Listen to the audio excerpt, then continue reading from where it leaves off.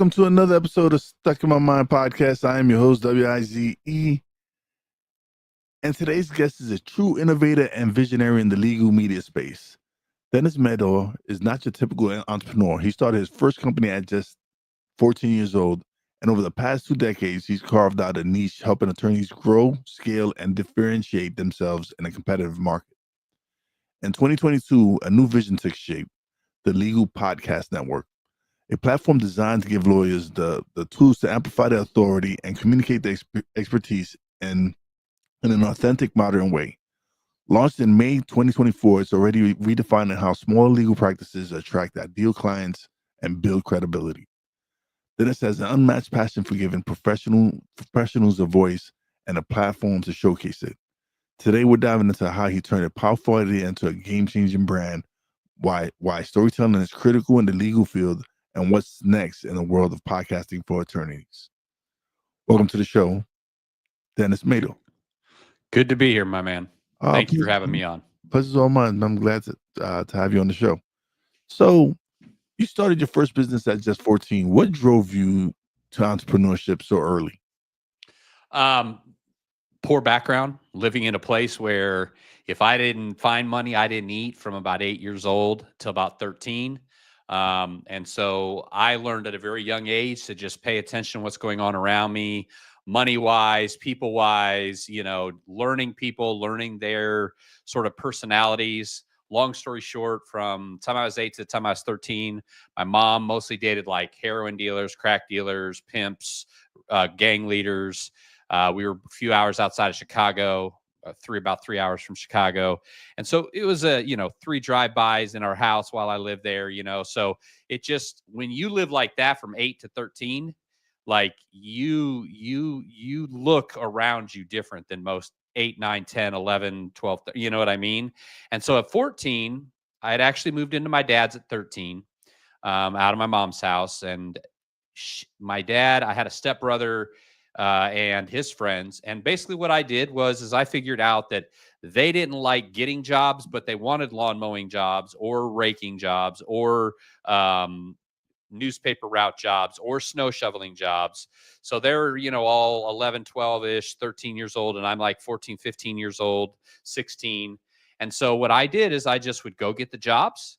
I would sell them back to the kids that did them, but I would collect all the money. So it was like they were working essentially for me on, like traditionally on paper. And so we had the paper routes, we had the snow shoveling routes, we had the lawn mowing routes, we had the lawn raking routes, and pretty much everybody around there, they just all called me, and then I sent somebody, and then I collected the money, got the jobs, and did all that. And I learned at a very young age, you make a lot more money by putting things together than by actually doing them.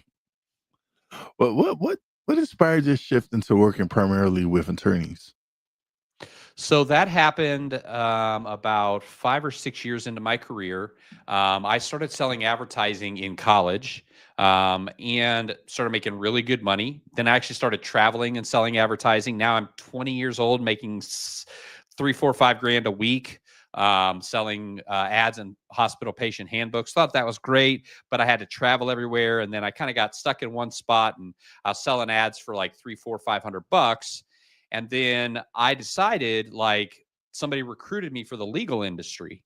And I was like, man, I really don't like lawyers. Like, I've been selling to realtors and insurance, but I've been selling like $300 ads, right? So you can sell that to them. So I get recruited, and all of a sudden, like $5,000 a month packages, I'm like selling 7, 8, 9, 10, 15 a week. Not a week, but a month. Some weeks I'm selling 6, 7, 8 deals, making really good money. And I was like, wow, like, boy, I sell one $5,000 package, and that's like selling, X amount of $500 packages. And so 10 times technically, but with commissions and stuff is a little different. But the point is, like, yeah, that's how I got into it. And what I really enjoyed about attorneys, and what I like about attorneys, and I say this on almost every show I go on, is they like to act in logic. And so a lot of sales and a lot of sales techniques that they teach you are very emotionally manipulative. Like, if I could, how would your life change if I brought you 10 new clients this month, and like, kind of sell the sizzle, not the steak, and all that stuff. But the thing about attorneys is you don't have to emotionally sell them. You can logically sell them. You can discuss with them without them getting angry. Like most business owners, if they own like a big roofing company or if they own whatever, if you question them in their decision, they're going to get angry and emotional and upset. How dare you? Blah, blah, blah. But an attorney, what do they do for a living for the most part? They discuss, argue, come to an agreement point. So they naturally have that sort of inclination to hear out, if you can get somebody to listen to you, to hear out what you're saying. And if you speak logically and with equal intelligence and equal logic that they would bring about, they're going to want to work with you because they're going to respect you and feel like you know what you're talking about. So that's how I ended up with attorneys. Okay. So how did the concept for the Legal Podcast Network first come to you? So I did a podcast in Austin, 2019. In 3 months, we did 60 episodes. I shot 2 or 3 cameras. I shot in 4K. I had a crew of about 10 people. Put a lot of money, a lot of effort. Didn't make a dime off of it, but I learned a lot about the impact of quality production in a space like this, because within just a short amount of time, I went from somebody that nobody in Austin knew to like being invited to MC stuff and to be like a public figure within just a matter of months by basically coming out and saying, hey guys, hey musicians, hey entrepreneurs, hey chefs, you don't have to wait for Austin Weekly or Austin this, or you can create your own media at a high quality that will get just as consumed, maybe more consumed than these other outlets. And now there's like 3 or 4 podcast studios there. One guy told me, he's like, dude, you're the one who showed us that we need to stop waiting for the media to come show us and become our own media companies. And so now like there's spaces created for creating podcasts, creating video, creating everything that's just for different categories of entrepreneurs throughout Austin. And so I'm not going to say that I'm at the forefront of that, but I will say that I had an opportunity to do it when no one else was doing it. And I had a few people tell me because of that, it inspired them to try to do something like that. So I did the podcast. And then I had another company I was a business partner in. And I've always been kind of sales process, sales development. And our biggest thing, we would take our product and we would make a podcast out of it. And that did better than like an Audible book or other stuff that we would do out of it. Like, oh, a podcast. And I told my partner, I was like, dude, these attorneys are really wanting to do podcasts. And he decided, no, let's open up a answering service instead.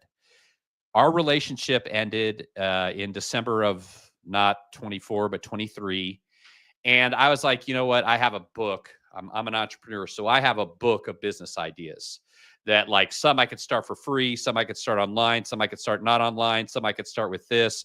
And I just like when ideas come to my head, I just put them in that book and I just keep that book.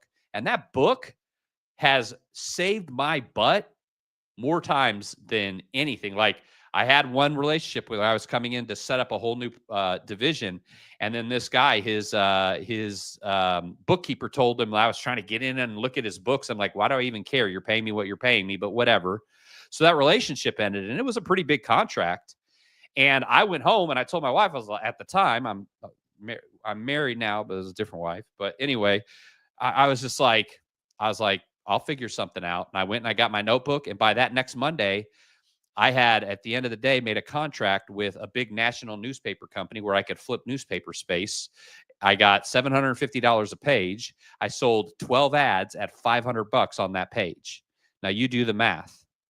And I paid somebody $20 to do things. So all I had to do, I was sick at the time. I had some health issues, is just had to, jump in and do it. So with that book, I came and I was like, okay, I could do this. I could do this. And I was like, podcasting, I liked podcasting.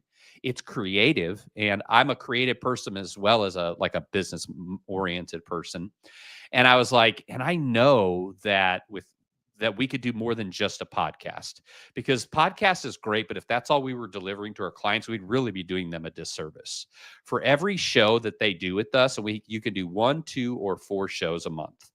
If they do one show, they get 30 pieces of content. In other words, every day of the month, they have content now. We create shorts, we create reels, or we create shorts, we create audiograms, and then we create static content. we'll actually even load that into our system and do all of the posting for them. So literally all they would have to do is show up once a month for 30 minutes, talk, answer 7 to 10 questions. And then out of that, they're going to get a full podcast, 30 days worth of posts, 2 to 3 pages of content for their website. So, and it's all done at a very high level, very professionally with production. Our production team, US based, our producers, US based. These are all people from the industry working for companies like Nike. Our main producer produced one of Stephen King's podcasts, just to like kind of contextualize it of who we're having do this. So that's the other thing. We've been very fortunate with this company of being able to just be like finding people that are very, very high quality, awarded in the industry.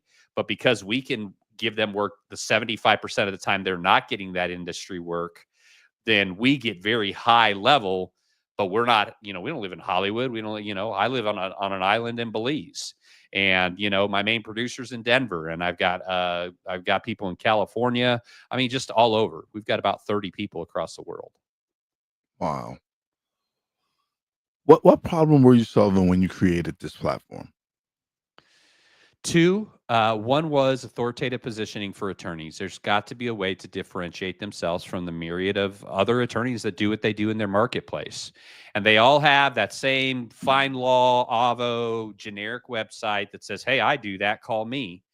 When you start to really produce content that is specialized at a high level, now you've got videos, because we're creating videos, we're creating social, we're creating content, and that's the thing is we're solving a content problem, but we're also solving a positioning problem. But it's the content that helps with the positioning. What's the biggest misconception attorneys have about podcasting? That it takes a lot of time, especially with a company like ours. Sure, if they did it all themselves and they learned how to, audio engineer and video edit and use all the different Adobe programs and this program, and then learn social and then learn social techniques and all the stuff. Because, we have 30 people. I have one person. All they do is write up the transcripts and create content for the websites. I have one person. All they do is load up all our social, full-time job. They just load social media calendars from our clients. So this stuff isn't lightly done in an extra 20 minutes a day. This is something that I would say each client, we probably spend across the team a solid 10, 12, 15, 20 hours a week or a month on their project, depending on variables. How do smaller law firms benefit differently from podcasts from podcasts than larger firms? Well, we focus on smaller firms. Our client base is 1 to 10 attorneys. So bigger firms can use it, but it's more about showing how big they are. Smaller firms can really use it for direct contact to clients, to referring partners, because there's really 3 types of podcasts we end up doing for attorneys. We have client, like with authoritative positioning, client-based podcasts, which the vast majority of our clients do. But then we have what we call our referral podcast. So, for example, I'm a real estate attorney and I want to do a podcast about real estate in Dallas, DFW. Instead of maybe I might have a client here and there, but I would have like a mortgage and then a title company and then maybe a clean out company, things that people need to watch, when they're moving out of their home, things like that. So I would just be gathering everybody in my industry, and that's a referral. And then you have a thought leader podcast, which is really from that attorney to other attorneys, showing them how knowledgeable they are in their niche so that other attorneys will follow them as a thought leader. So that's really, so we have a few that are like, hey, I want to be a thought leader. I want to speak on stages. I want to be the guy. We have a few that are like, I just want to build relationships. I just want to, have people on my show and then refer back and forth. And then some of them that are like, nope, I just want to get this authoritative positioning, build up my content, build up my social, build up my website, start showing up. And, for example, I had a client today tell me, he said, listen, I'm already getting stuff from people. He said, a lady I went to college with, I was at a bar meeting like the bar for the attorneys. And he said she came up to me and she's like, "Hey, I saw you the other day." And he's like, "Oh, where'd you see me?" And she's like, "Well, I was searching something online." And this lady's like 2 states over. She's like, "I was searching something online, and when I searched it, a video came up, and it was your podcast." And he was like, "Really?" So we're getting a lot of that because the clients that work with us, especially if they do at least 2 shows to 4 shows a month, that really starts to pick up in these algorithms because we're posting every day and we're posting this content and we're posting it in YouTube, which obviously Google loves. And we're also working on our, like our AI search results, like how we work with them. We have a few clients that are already doing well in AI search results because of FAQ content is what search, it's query based search. And that's what we're doing for them is we're essentially creating a query or question based marketing program that number one fits a higher quality client. Because who would you want as a client? Somebody that just says cheapest divorce attorney Atlanta, or I just lost, or something like what happens to a second home during a divorce? And then you answer their question. They listen to your podcast. They go to your website and they see you as an expert. So they're ready to hire you when they call you instead of, well, how much do you cost? And then they're going to call the next person on the list. So that's the big advantage. Here's what I tell small law firms. If you can't outspend your competition, let's say your personal injury, there's the big dogs that come in and buy up all the billboards, all the TV stuff. Mm-hmm. But there's way more people on these things than there is on television and paying attention to billboards. And so if you can hack in and show up here more often with value and, helping people, you're going to cultivate a lot more clients than people who are focusing on mediums that have been dead for 15 years. So I don't know about you, but I have never seen somebody on the side of the road pulled over writing down a website. Have you? Nope, not at all. So is that what you call establishing authority, and what does it really mean in the legal space?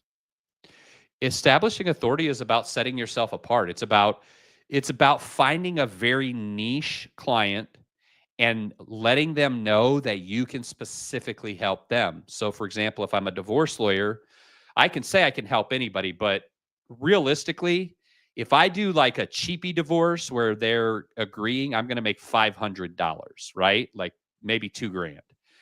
If I have a divorce where there's assets and custody and all, maybe a business involved, and I did a podcast about going through a divorce while owning a business together. I've done a podcast about, and so they've come to me and they're like, we've listened to your podcast. We've seen this. Like, which one do you think is a better client? The one with the assets is going to pay way more money.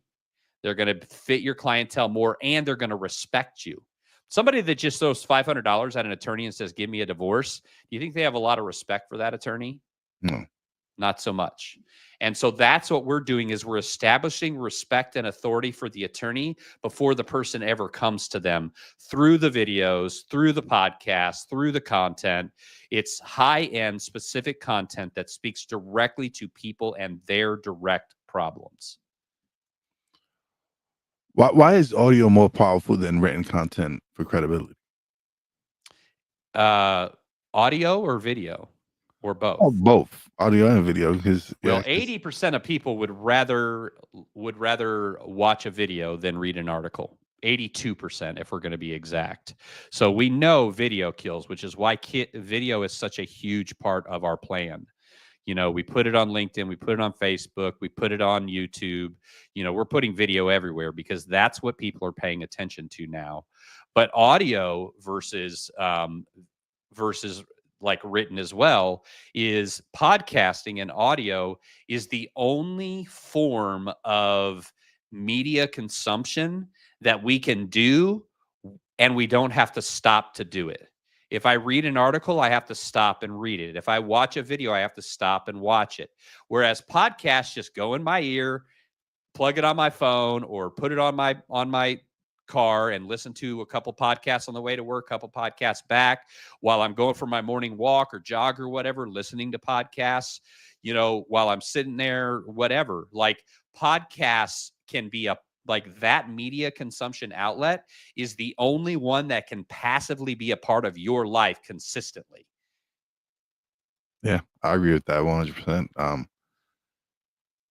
I originally started when my podcast, it was strictly audio. And then eventually I got into the video concept as well because it's more content.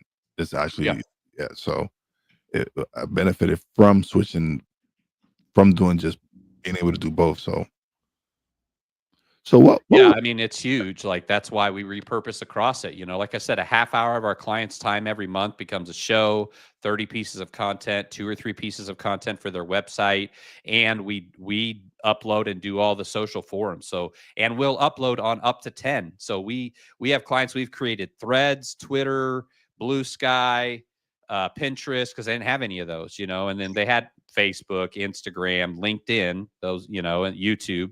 Those are usually the big four, and GMB, the big five. So we always make sure they have those, but we also try to encourage them. Let's do Pinterest. Let's do Blue Sky. Let's do Threads. Let's do X. Let's do, you know, whatever we can, because even if you aren't on it, if we can produce content that somebody on there finds valuable and then uses that to link back to your site or your content, then you're putting yourself in a much better situation to gain clients. So I try to teach my clients to be outlet agnostic. The only one I'm telling them that they don't need to be on is OnlyFans.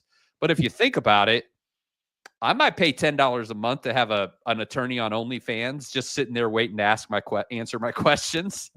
You know, that, hey, that might be the future. it Oh, could be. You never know. You never only know. law. I don't know. Let's do that. It's like only law, and it's like streaming attorneys. What do you think? We'll come up with it together. WIZEL Hefe. We'll make up our own business, and it's like OnlyFans, but only lawyers. So what was the most challenging part of launching the network? Because I know it took some work. You know, I would say, I mean, launching wasn't that hard. I've launched businesses on weekends. You know, like I said, I've been doing this for 30 years. So, like, I can launch a new business on a weekend. But actually getting it established, you know, we grew so fast in this first year. We went from using from using spreadsheets in Google. Then we started using Monday. Then we started using another program. Now we're using ClickUp. And we went from me and somebody else, and I was the salesperson. The other person was the support person. Now I have 2 full-time salespeople. I don't sell anymore. We have 30 people on the team and all this other stuff that they're doing. So I would say the biggest challenge has been, as we've grown, to adjust to each growth phase, because a lot of times, like, businesses grow and then they get crashed. So, like, you know, like you outsell, I call it outselling your infrastructure, right? So you like sell a bunch of stuff, and then your client services can't keep up, and it takes them a long time to get to somebody, and then people get pissy and you lose clients and you get bad reviews. So what we've tried to do is be very paced and very, very measured. No more than 20 new clients a month. No more than, you know.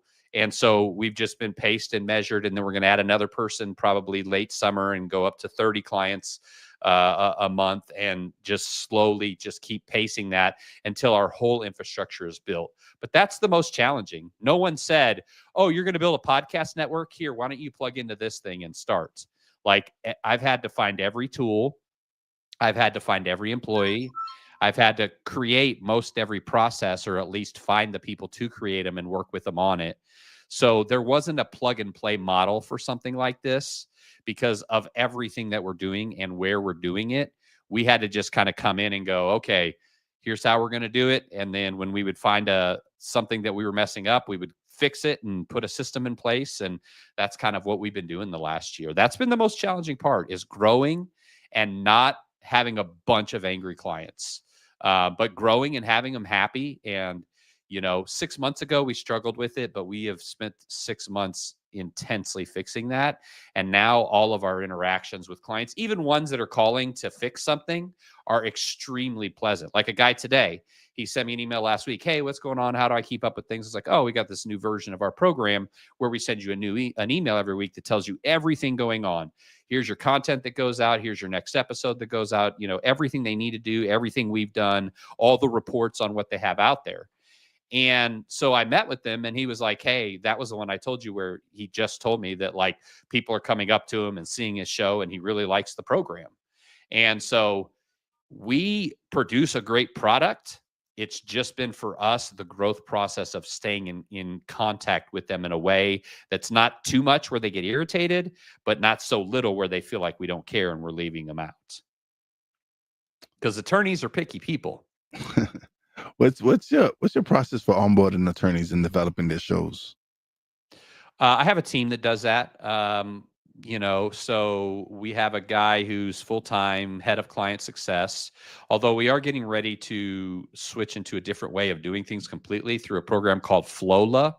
And so what we're going to be able to do with Flowla is we create a box for a person, like a portal. And then we do the presentation. So we send them the link and here's the presentation. But then everything that happens next is inside of that same portal. So here's your testimonials, here's the contract, here's our next date of talking. And then once they come on board, the onboarding process will actually be done in Flowla. And then the CS process will be done in Flowla. Just to put it in context, when we sign on a client, from the time they sign on until the end of their first initial contract, which is 4 months down the road, and it auto renews, and we have a very high retention rate. But there's 303 internal steps for our company, 303 actions that our team does during that 4 months. So that's 75 actions per client per month. Wow. So how do you coach legal professionals who aren't natural speakers? Well, the good thing about this is it's not necessarily about what we tell them is, listen, we don't want you to focus on being this great speaker. Like I do it, I meet with people, I learn about gesticulating my hands and, eye contact, although I should be looking up and not down, but I think you can't quite tell the difference. Yeah. Anyway, but like eye contact and all of that fun stuff. And the other thing is I've been spreading my arms outside of my realm and you're not supposed to do that. But with our attorneys, what we tell them is, listen, all we want you to do is sit at your desk, if that's where you're set up at, and you're just going to answer 7 to 10 questions that you answer every day. So just as if you're sitting across from a client talking to them, just answer the questions. Don't use bigger answers than you would with clients. Don't use longer answers. Just very simply, as if you're explaining to a potential client. If a potential client sits down and says, so I have a high asset divorce, and my biggest question is I really love my second home. It's on the lake. I fish there 3 times a month, and I think my wife really wants to go after it. What is the rules? What happens in the second home in a divorce like this? So the attorney, right, would then just, well, what typically happens is da, da, da, da, da, da. And so we're not worried about them being good on camera. We want them to be good at answering questions to their clients in a natural way. And the advantage we have is with using things like Zoom is these attorneys have been on Zoom court since the pandemic. So they're not uncomfortable behind the camera for Zoom. So if we can get them to do it the way they did it in the courts. Now, some of them, they set up, like I have a setup, right? Obviously. So like with me, I have a 75-inch TV behind me. I've got light kits around me to give me proper lighting. I've got a DSLR camera straight ahead of me. Right below it, I've got me and you talking real big. So, I feel like it's kind of all one big conversation. And so, like, that works for me because I'm a professional podcaster. I should look like this. But for attorneys who are just gaining clients, I mean, an attorney's not going to, or a client's not going to go, they were just sitting at their desk with the wall behind them. They're not going to care about that. They're going to care how the attorney answers. So now we do have some that step it up and make nicer studios and get better. Like we're trying to get them all to switch to 4K cameras and all to switch to this microphone here, which is the Shure MV7. Yes, they could spend more, but I feel like bang for buck and ease of use with it being a USB-C plug and play, and it does all the internal stuff automatically. I feel like it's the most logical choice, because like a Blue Yeti, you have to know to turn it sideways. You have to know, like, it's so you get a real tinny sound out of it. But No, like with this Shure, so with our clients who want to be more professional and do a much better job. Like if you go to our YouTube channel, you can see the difference. We have a guy in Massachusetts that's been with us almost since the beginning. He's a bankruptcy attorney. He usually wears an old ratty shirt that says something kind of off color like Morehead State University that he didn't go to, and just stuff like that. And he just sits back and he answers the questions and he's haha, but that's who he is. Like if you came in and sat across from him, that's what you'd sit across from. But then we have other attorneys like this guy in Greenville, South Carolina. He set up a studio kind of like mine, and he answers his questions, and he's always got a nice suit on, and he's always presenting himself well, and that's how he wants to present himself, and we're totally fine with that. But we don't put pressure on them to be good at camera. We want to put pressure on them to be good at answering questions, because the legal consumer will forgive bad camera etiquette, but if he or she doesn't sound very intelligent in the answer, they have basically no shot.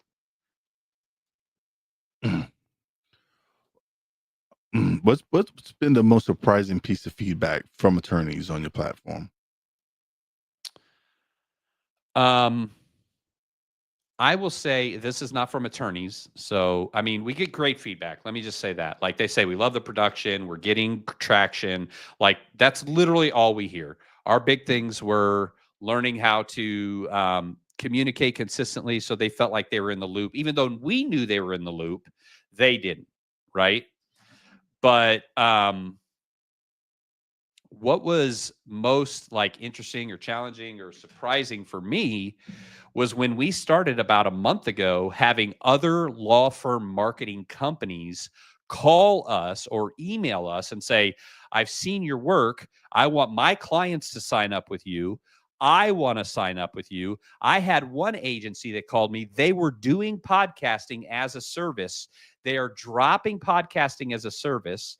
All of their internal clients, they're trying to get on the podcasting, and we're taking over their podcasting, their podcast. Wow. So that's been a surprise to me, because when I started this out, I just thought attorneys. We've had agencies come to us. Another one that we have a lot of clients, and more so in the pipeline right now, is we have a lot of people who aren't attorneys, but they serve the legal industry. So like we have a financial planner who she works with attorneys. We have a guy who has like an AI system for small law firms that they just plug in and it tells them what to fix. We have another guy who's benefits. We have a lady who does video and helps. She was an NBC anchor, news anchor, and now she helps attorneys with videos. So if an attorney says, well, I'm not good, I'll say, hey, we've got this lady in our program. Why don't you do a couple sessions with her and have her help you, and she can break it down. We've got fractional chief financial officers, fractional chief marketing officers, and they're all paying to be a part of our infrastructure in marketing to about 200,000 attorneys. So I've got about 10 clients right now that were clients I never anticipated. I've got 5 agencies that I never anticipated. I just anticipated going after attorneys like I have my whole career with my product, no one else really talking to me. So those have been extremely pleasant surprises, because to me, what that tells me is we're doing something right. When somebody who isn't even our customer is coming and saying, hey, can I join in? And then somebody else who I would say on paper would be my competitor comes and says, hey, we want to utilize your services. Like, to me, that's like a great surprise and a great indicator in it. And like, I literally just took we have about 15 people in Pakistan, and I took all of them on Friday and got them in a meeting with me like this. And I just told them all, guys, like, we're having agencies come, we're having this, and it's because of the great work you're doing. I gave them a bonus based on what my guy there said to give them, gave them all a bonus across the board. And he's like, dude, you should see these guys are all so excited because, they've worked with other American companies and they've never seen the founder of companies that they worked for 5 years. And they've worked with you for 3 months or 6 months or a year, and they've already met you several times. You interact with them as if they're real people. So, that makes a big difference. Do you see podcasting becoming the standard for legal marketing in the next 5 years? I think for some, yeah. I don't think everybody will do it. It's just like YouTube, right? It's like every single new thing, right? If you've been we've both been around the whole like rise of social media, and it was like, what 10 years ago, everybody was on Facebook. You had to be on Facebook. Facebook is the thing. We're all on Facebook. And then it was, oh, now it's Instagram and we all got to be on Instagram and Instagram is the thing. And then it was TikTok during the pandemic and we got to be on TikTok. And then now it's LinkedIn. You got to be on LinkedIn and you got to have LinkedIn. You got to do LinkedIn. I think that podcasting is not going to be like that. I don't think it's like YouTube shows, I don't think it's a thing. And here's why. A very high percentage of Z and Alpha, their two main sources of information are TikTok and podcasts. So where do you think podcasts will be in 10 years if 28 and below, because that's where Z ends, is 28 years old right now, if everybody 28 and below, it's one of their two main outlets? Do you think that seeing because the same thing with YouTube in the beginning, YouTube was all, I'm going to make you laugh, I'm going to do something silly. But eventually, guys were showing you how to build houses and guys were showing you how to have an outdoor garden and I think it's the same thing with podcasting. Podcasting was entertaining, but now it's also going to become educational and informational. Yeah. I just think it's a transition. I don't think it's something that's a trend. Absolutely. What's your advice to other entrepreneurs building niche media platforms? Work backwards from your client. Find out what their real hot buttons are. And as you're talking to them, if you hear something more than once, because basically the way that I build sales presentations, I build it in my head, I put it all together, then I go to market. But then when I go to market, I listen to what they argue about at the end, what questions consistently get asked, what things happen that make them say, well, I need to think about it because of this. And then what I do is I take that and I put it in the beginning of my presentation and I inoculate against it. And what I tell my people is if in the beginning of the presentation, you are overcoming objections, you're a consultant. If at the end of the presentation, you're overcoming objections, now you're a salesperson. And you don't want to be a salesperson. You want to be a consultant. How do you personally stay ahead of trends in podcasting and digital content? I live it. I'm in Instagram, I'm in Facebook, I'm in LinkedIn personally and professionally. Instagram, I built a big Instagram following in Austin. That's what I kind of parlayed into my podcast. I was one of the first food writers there in Austin, like 2014. I started a food Instagram, which doesn't seem like that long ago, but in social media years, you know what that means. Yeah. And so, yeah, I mean, you've got to be active in it and understand it. And I call it living in the algorithm.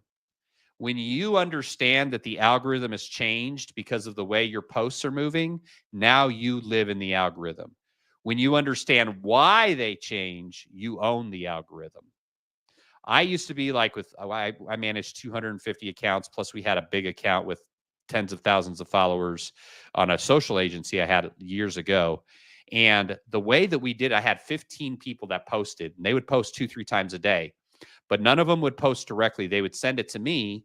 And then I knew, add a picture, don't add a picture, add a video, do a forward, don't do a forward. Like, you could just tell what was moving because we had so many clients. And that's what we're doing with our clients now, is just constantly monitoring, looking and seeing what's moving, looking and seeing who's doing better. Why are they doing better?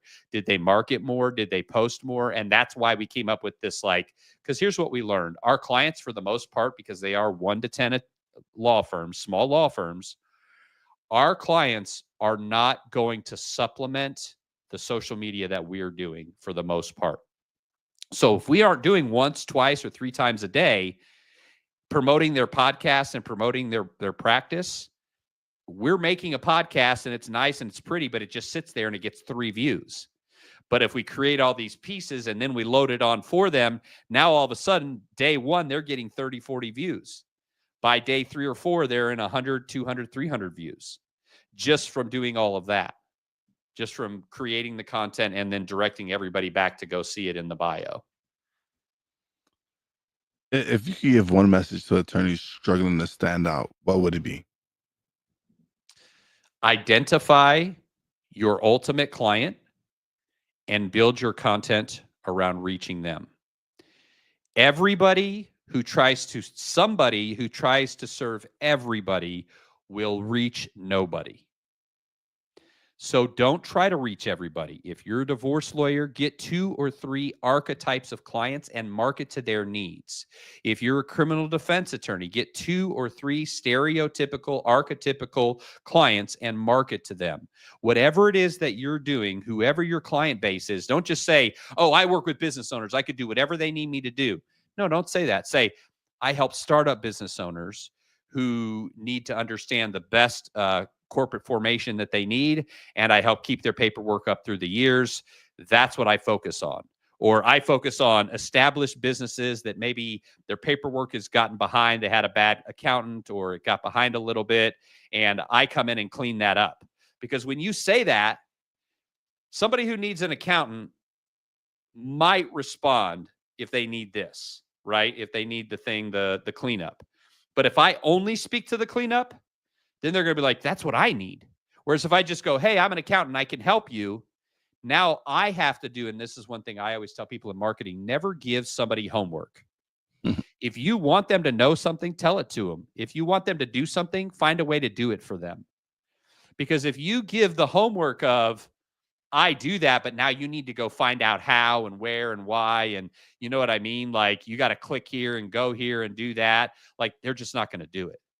So when you identify that client, you speak directly to them, you're marketing directly to them. That is how, it's the old riches and niches, right? Or riches and niches, but it doesn't match. So I guess it must be niches. So, reality is that they've got to find their client that they, number one, enjoy serving. Number two, that they can serve in a cost-effective manner. In other words, it makes money for their practice. Those are really the 2 things they're looking for. They enjoy it and it makes them money. If you can find that, that's why there are attorneys that only do probate, not litigation, just probate. Why? They can get in there, make about 15 grand in 2 months. Everybody's happy. There's no like litigation around it. He's just basically moving the money where it goes for a few months and then he makes his money. So that's all these guys do. And so he needs to speak to that person with that problem. Absolutely. So we've come to the part of the show where you actually get the solo screen and get to plug away and let everybody know where they can find you, what websites, everything. Okay. Easiest is going to be LinkedIn. If you are connected in there, Dennis Meador, that should be in the show notes. I'm getting actually ready to launch a new website, which I'm going to start giving at the beginning of interviews. I bought the domain. I think it's called I'm not going to pitch you.com.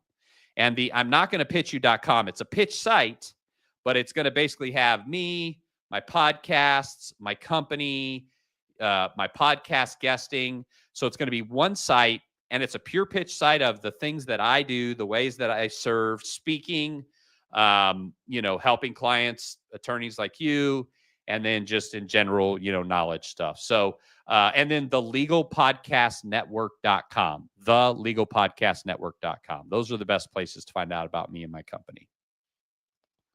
Awesome. Thank you so much for being such a great guest, man. I greatly appreciate your time and you stopping by and sharing what you do and how podcasting is, because I know the power of podcasting. I know where I've like the growth I've experienced from my podcast and the work I put into it.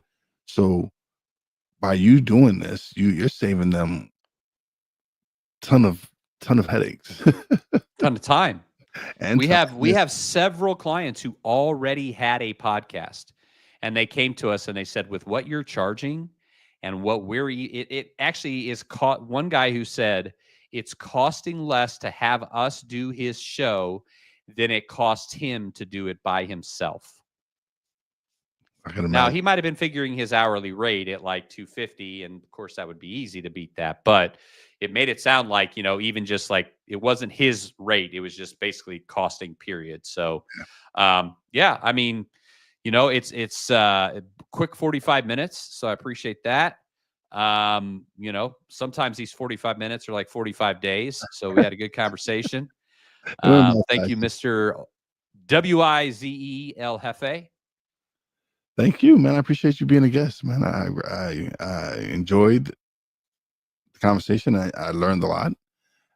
Because yes, you deal with the legal podcast network and everything, but it's with any niche or with any kind of business or whatever you're trying to do, you Exactly. can kind of sort of Oh apply yeah, I this. mean, like I talk a lot about like business process, business sales process development. That's really my, product development, sales process development. I mean, I've been a business owner my whole entire life. What's funny is never went to college for it, never went to college for marketing. I went to an unaccredited Bible Institute for 2 years and on paper kind of had my associate's degree in pastoral theology. I'm self-taught, but it was just kind of like a natural thing for me. It all makes sense to me. Mhm. Like, it's funny, I'll describe somebody a marketing concept that I understand, and they'll have like a MBA in marketing, and they're like, "Oh yeah, that's called such and such." And I'm like, "Oh, I didn't know it had a name. I just kind of realized it as I went along." So I'm just kind of like Mm. self-taught as I go along. I don't read sales books. I don't read like, take courses. If I can't learn it myself, I hire somebody, they do it, and then I focus on what I'm good at, which is talking and systems.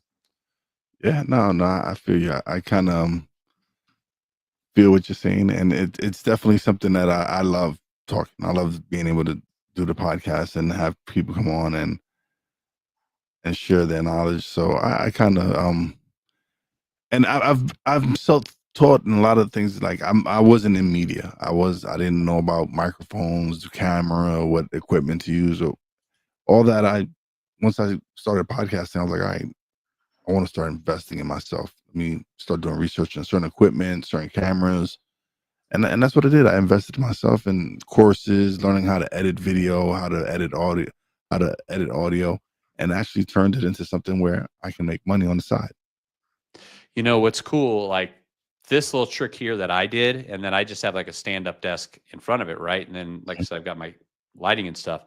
But I feel like anybody, like with where you're sitting, you could put a 75-inch TV behind you, and then you could have more of a, you know what I mean, instead of it being a raw office, unless that's what you want. But like some of my attorneys, I'm going to suggest, I'm going to be like, hey guys, for an 85-inch 4K TV, you can get them anywhere from $750 to $1,500. If you really want to set up, get one of those behind you. All I have on here is I have it hooked up to my laptop, and then I have like a screensaver that my team made. Mhm. And I've got a big light here that's the big shadow box. Yeah, I've got a little side light here. And I mean, it looks like I'm in a studio. I've had several people say, "You look like you're standing on a stage or in a studio." yeah. And the fun thing about that is I just have to swap the back, and we're getting ready to do. I'm getting ready. Oh, let me say this. I'm shooting it's not the pilot, it's going to be the test run and then hopefully the pilot this week. I'm creating a show called BAM, which is Building Authority Through Media. Can I share my screen on your podcast? Yes, of course. Okay, how do I do that? Uh, mm, Present. There we go. yes, present. I'm going to share screen. All right. I'm going to show you.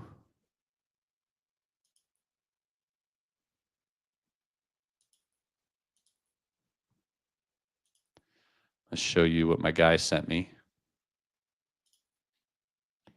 I think this is pretty cool. So basically what we're doing is when we're taking this show, we're calling it Building Authority Through Media, and basically it's called BAM. And the premise is a superhero. Are you seeing this guy on here? Yes, yes. Looks like you. Okay. Yeah, it's supposed to. I'm Bam Man. And then every week I have a dynamic duo of like another. So like my first 4 episodes are about LinkedIn. And each one of them has chosen 2 areas that they're strong in, and then 2 things that people need to work on. And then we're going to like go in and like basically take a journey each week, Mhm. and it'll be my cartoon and then their cartoon. And then when the show's done and AI is there, which I think will be in about 3 months, I'm going to take all these episodes that just have like the cartoons talking, and I'm actually going to load them into AI and have AI create like LinkedIn monsters. And I'm going to create a Saturday morning concept cartoon that is all about marketing with authority. So you can literally just watch this Saturday morning 20-minute cartoon, and it's going to teach you about like what to do in your bio. It's going to teach you, but it's going to be presented in more like a superhero 60s, 70s, 80s cartoon. So let me turn this up and you can hear it.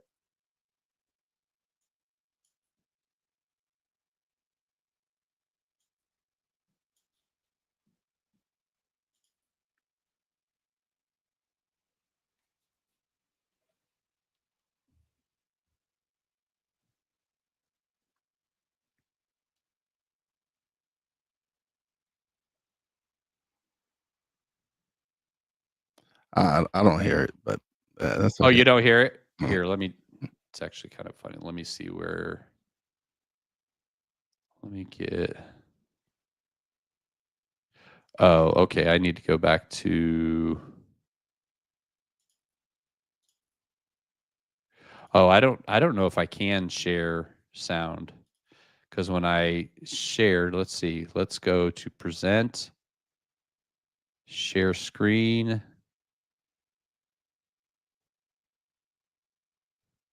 follow these steps to, come on, it can't just be a button. How to screen share, share, present, how to screen share, how to share website with audio. Choose what to share, open a Chrome tag, and then drag it into there That sounds like a in lot of work. StreamYard. Yeah, I know. I'll try one thing, and if that doesn't work, then we'll forget it. I'm like super proud of this thing, dude. I think because like everybody I've shown it to is just like, dude, this is like fucking different than anything out there. No, it looks awesome. Like me being a 70s kid and growing up on Saturday morning cartoons and watching all that. So it's kind of like nostalgic. Exactly. And like most people that are going to watch this, they're not going to be like young, you know what I mean? They're not going to be like, where's whatever, you know? They're going to be like they just the young people aren't like, they're not the target audience yet. So I Yeah. don't need to do cartoons that match them, you know. I don't know why I can't. Is there a? I'll email it to you. Awesome. But Yeah. it just basically has like a little, yeah. Because for some reason the share screen, you got to do a bunch of stuff. Share your screen, That's Chrome it's tab. a lot of Yeah, work. it's just too much. Yeah, it's just too much. All right, man. I Thank didn't know we you. were still recording. Do you want to stop the recording so you can pull the? Does this do like Riverside where it needs to pull the file Oh, from my computer? we're actually live. No, I know that. Yeah. But are you repurposing this later? Yes, Like, I do am. you? I do clear up clips and yeah, I put it into Invo and I clip it up. Yeah. Okay. Um, Thank you so much for being a guest, man. I greatly appreciate you stopping by. absolutely. Oh, oh, guess he had to leave. But tune in to everybody. Thank you everybody who tuned in live. I greatly appreciate it. As always, if you haven't subscribed, please subscribe, hit the notification bell. Peace to oh, shout out to my real wise fan, Poppy J, Brandy J. Love you guys. Shout out to the boss lady. Love you and appreciate you. And as always, a big shout out to all the essential workers out there. God bless y'all. Be safe. You know your boy Wise does it. Peace out.